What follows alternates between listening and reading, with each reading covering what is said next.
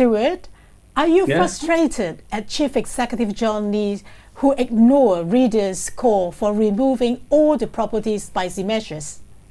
Talking about the measures, and I think the property market, in fact, is a demand and supply game. So if government is taking the lead to control the supply and demand. So depending on the very much depending on the supply and demand, and I think all these restrictions and then should not be there, because I think probably all that will be released if the market is under normal condition. Right, but are you frustrated because originally REDA was asking to remove all the measures? Well, at least government is doing something already. Well, government, in fact, on the property market should not impose any restrictions to the market, because the market itself will find its own level. So what's your forecast, on the housing demand as a result of the measures now? Some of the spicy measures were reduced.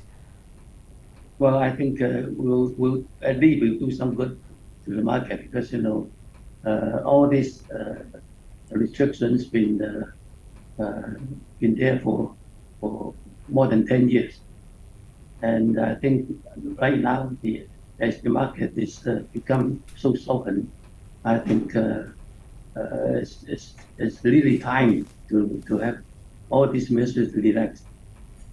Right. So, just a day before the announcement of the property measures, UBS issued a report predicting home prices will drop by as much as 5% this year, and then another 10% next year. Are you more bearish or bullish than UBS? Well, it's the market condition is not it's worldwide. It's not because of Hong Kong. I think if government impose so many restrictions there, it will do no good to the market. But if government understand it's time to relax all this, and then I think the market will gradually restore. Right. Do you feel that the market hasn't bottomed out yet? I think probably yes, because well, if right now it's about 115,000 units in the market belong to the individual owners. If the market drops, and then the market will really affect the whole overall market condition. So, other than your call to remove all the property measures, so what are the other things that the government should do to support the property market? I think, in fact, the market itself is finds its own level. I think if government impose too many restrictions there, that will really affect the usual business. I think government should let it go and take away all the restrictions, and then the market will find its own level. So, the housing issue is not just about the general public. It also involves some people who live in the subdivided flats. So, Ms. C, in terms of the initiatives to help the grassroots, what do you think about the task force that will be set up to deal with the notorious subdivided flat situation, the shoebox units? I think we expect they have this task force to have to they should identify or definition of what kind of subdivided should be eradicated. But at the same time, it's very important there should be a rehousing policy for those people, because our people, they will think about if my home cost and then where I live to, and then they will be increase the rent of the subdivided flat if those so-called the better subdivided flat. So I think it's very important the government they can provide the rehousing policy for those once they are closed that, and then they will rehouse them to at least transitional social housing or light public housing or public housing, or and at the same time they should have some subsidy for removal. And besides, I think at the same time they should have the registration on initial rent. Otherwise, because they were less supply of the subdivided, and then the rent will be increased. That is important. Yeah. I see. So I mean, how many, or in terms of percentage, of the beneficiaries that you're supporting are living in the subdivided flats? Oh, I think almost all of our target actually because our main work is to go to oppose those living in cage home, cubicle subdivided flat. We every year we serve around 20,000 households. There are around 45,000 people there living there, and then some of them, and then some I feel.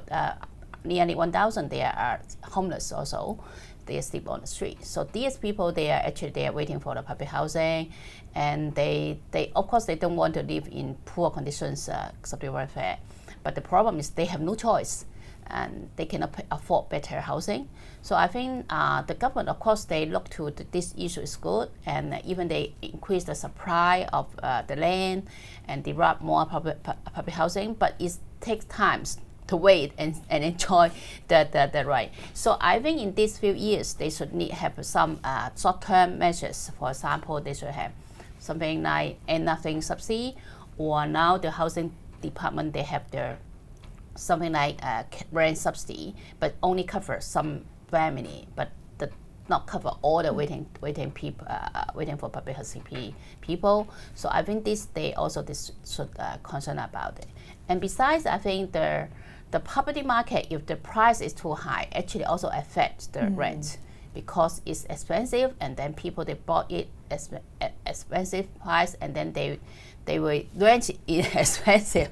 It's a cycle. Yeah. At the end of the day, they will affect the people who live in subdivided flats as well. I see. So, based on your contact with your beneficiaries yesterday, so what do they feel about the overall social welfare offers by John Lee yesterday? Are they happy or unhappy? I think the half. There are some good policy, but some are not enough. For example, the care for the elderly, and then actually increase the voucher, but they are not enough service provided. Even they will buy some places in the private market, but it's not enough. So we think there should be some elderly care can be like just the children care, the children sister, community sister, so they can some community care or something like that. And besides, we hope to see they can extend because they are going to have the school caring, the child care service. So we think they should extend to bigger, because they just paying 3,000 pesos. It's not enough.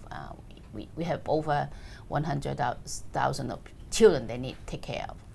So I think it's far from those targets. Right. So what are the other things that, the grassroots urgently need now to deal with? And besides, I think we also disappointed we did not see any children subsidy, the study subsidy, because now the children they study, they need to pay a lot, but the student finance assistance is totally not enough.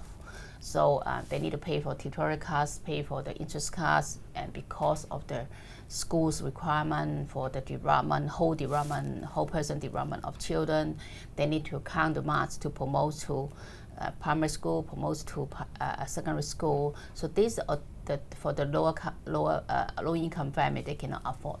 I see. So children remain a key issue outstanding. So there is another policy which is quite significant, which is an incentive to encourage more people to have babies. And then we have Elizabeth here as a young working mother with a 15-month-old son.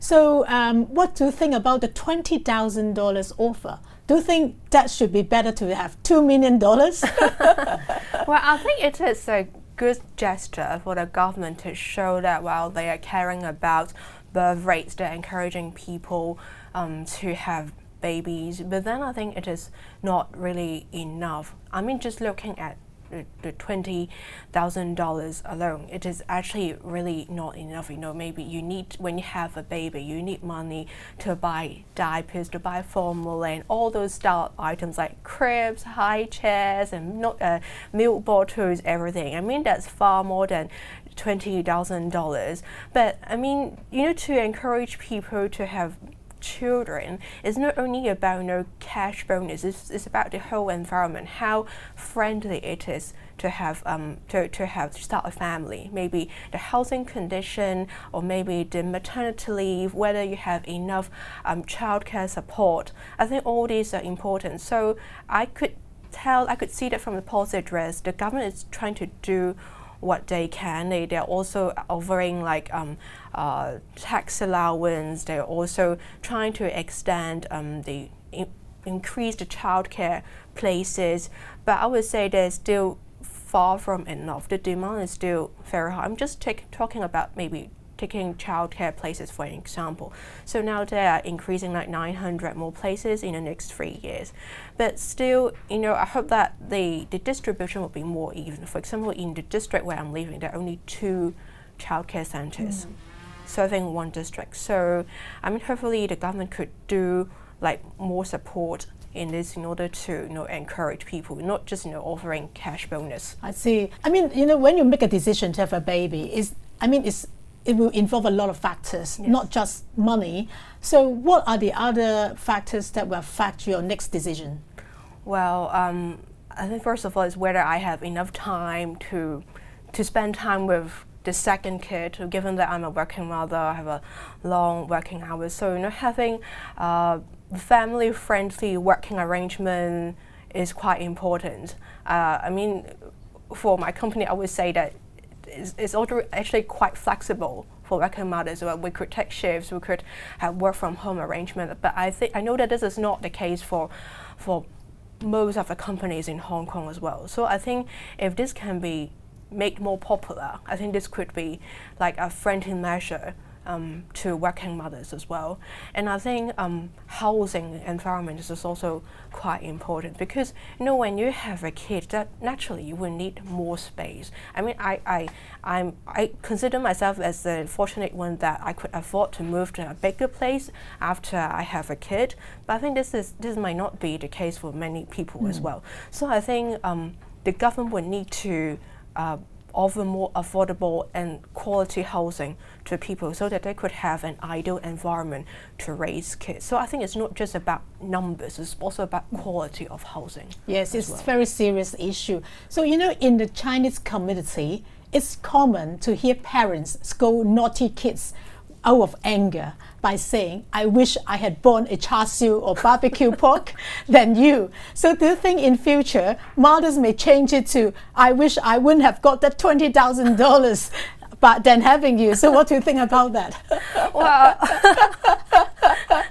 I think if you are really a caring mother, you will not say that, because you would not have a kid just because you want to have the cash bonus. Yes, definitely. For me, I think having a kid is very much about, you know, emotional tie. You want to maybe like have this kind of fulfillment in your life goal. So that's why you want to have a kid. So I mean, of course, government policies, if they are friendly, that's a bonus. But if there are not like lots of friendly policies, it's still not like they would be like the key determining factors in affecting you whether to have kids. I think after all, it's a very personal choice. It's about your emotional ties. It's about whether you are financially viable to support a kid, whether you have time to spend time with the kid. So yeah, I mean, after all, it's still a very personal choice. I see. So overall, if you can have one word to describe the entire policy address, what is your choice of word? Can I start with you? Yeah. Well, I would say it's an ambitious one, but it takes time to see whether the government can ultimately deliver what they want. See. Yeah. So how about you, Mrs. Z? It's hard to speak in one word, but I think is there's something they have the plan, but we need time to wait. Okay. So how about you, Stewart? It's hard to mention just one word or two words, but I think probably the market itself will find its own level. But if we impose too many restrictions, and then we're really affecting the whole market. What I mean is, government shouldn't do anything, but let the market find its own level. All right. Thank you very much for joining us today. Thank you. Oh, thank you. Thank you.